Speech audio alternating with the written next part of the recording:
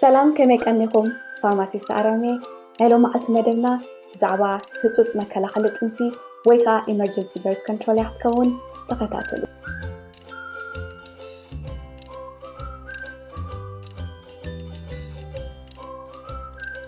ህፁፅ መከላኸሊ ጥንሲ ወይ ከዓ ኢመርጀንሲ በርዝ ኮንትሮል ብህፁፅ ጥንሲ ኣብ ክንከላኸለሉ ዘድልየና እዋን ኢና ንጥቀመሉ።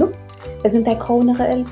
እታ ጓል ኣንስተይቲ መከላኸሊ ጥንሲ ዘይትወስድ ተነይራ ወይ እውን ከዓ መከላኸሊ ጥንሲ እንዳወሰደት ግን ብዝኾነ ምክንያት ወይ ረሲዓቶ ድያ ወይ ካልእ ነገር ኣጋጢሙ እንተ ደኣ ስጋዊ ርክብ ፈፂማ እቲ ጥንስኻ እንድሕር ዘይተደልየ ኮይኑ ነቲ ጥንሲ ንኸይመፅእ ንምክልኻል እቲ ህፁፅ ወይ ከዓ ኢመርጀንሲ በርዝ ኮንትሮል ንጥቀም።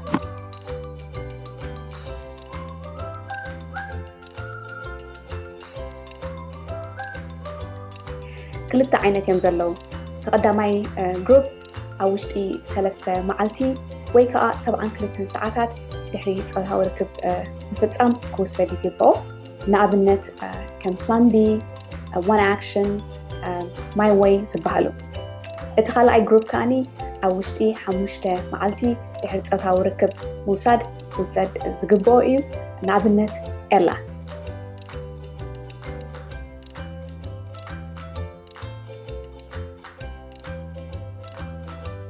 ሓንቲ ኸኒና እያ ትመፅእ ኣብታ ባኮ ተዓሽጋ እታ ኸኒና ከዓ ንወስዳ። ምናልባት ኣብ ገለገለ ደቂ ኣንስትዮ ኣይገርግር ገብረለ ንኽእል ወይ እውን ተምላስ እንድሕር ደኣ ቅድሚ 1 ሰዓት ምስ ወሰዶ እቲ መድሓኒት ኣምሊሰን ንሓኪም ወይ ፋርማሲስት ምንጋር ከድልየን እዩ። ምክንያቱ እቲ ዶዝ ወይ ከዓ እቲ መድሓኒት ምድጋም ከድልዮ ስለ ዝኽእል።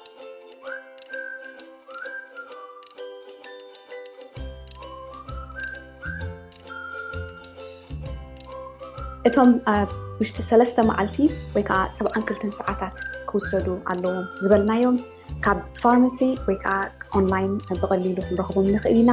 ናይ ሓኪም ወረቐት ኣየድልየናን እዩ። እቲ ኣብ 5 መዓልቲ ክውሰድ ኣለዎ ዝበልናዮ ኤላ እንተ ደኣ ኮይኑ ግን ካብ ዳክተር ፕሪስክሪፕሽን ስለ ዘድልየና መጀመርያ ዳክተር ምብፃሕ ከድልየና እዩ። የቐልነለይ ፅኒልኩም ስለ ዝሰማዕኩምኒ ዝኾነ ሕቶ እንድሕር ደኣ ኣለኩም ኮይኑ ኣብ ታሕቲ ፀሓፉለይ።